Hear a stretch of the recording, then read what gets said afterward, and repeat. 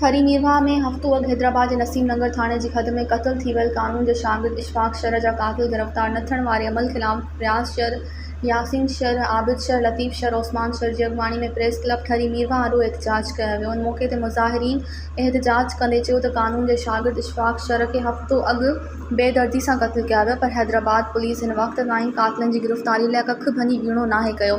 Police case में काग भराई करण बदिरां रिवायती तौरु बहस पिणल आहे। नौजवान जा क़ातिल अञा ताईं आज़ाद घुमी रहिया आहिनि। मुज़ाहिरीन IG सिंध, DIG हैदराबाद समेत आला इख़्तियारनि खां मुतालबो कयो त इशफ़ाक़ शर जे क़त्ल में मुलवस जवाबदारनि खे फ़ौरी तौरु गिरफ़्तार कयो वञे। मज़ीद ख़बरनि ऐं तफ़सीलात लाइ विज़िट कयो असांजी वेबसाइट www.awamiNewsHD.com ऐं ॾिसंदा रहो अवामी न्यूज़ HD।